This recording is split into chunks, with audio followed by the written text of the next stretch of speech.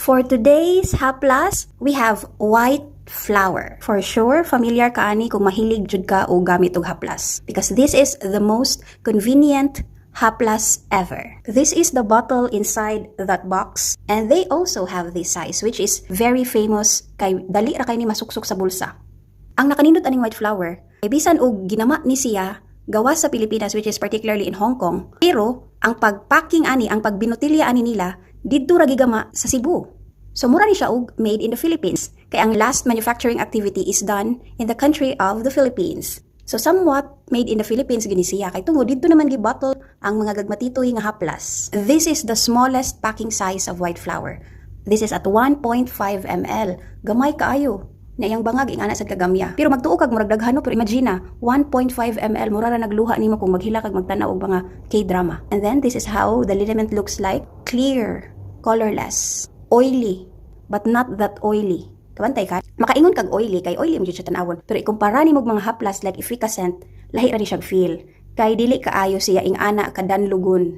Kabalo ka ngano, nganong dili na siya ing anak kadang lugon. Nakapangutana ba pug ka nganong gagmay ra man gud ng botelya sa white flour, nganong di bang gyud sila kahimo og dagko nga botelya sama sa efficacent. Bisag ing ani lang unta kadaka ang buhaton sa white flour. Di gyud ka ako og himo ang white flour og ining ani kadaka nga white flour liniment. Kabalo ka ngano? Ako kang sultian. Pero before ka nako sultian, subscribe so that you can learn a lot about liniments from your haplas lady. Mauning kamuta akong gibutang ang haplas ganina nga white flour. Di ba dili na kayo siya oily, magbutang na pud tagbalik sa pikas thumb. So ini nga na siya.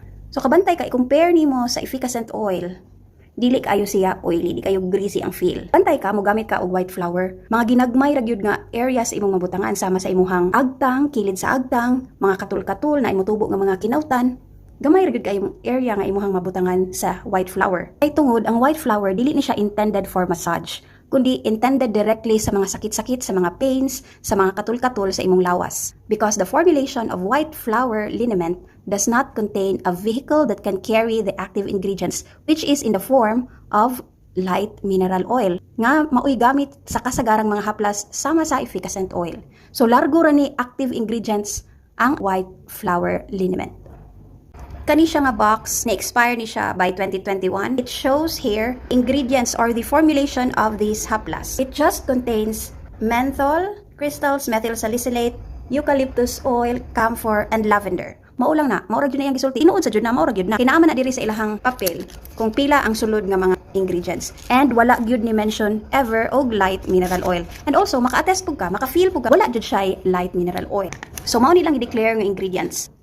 Total tanan 100%, wala gyud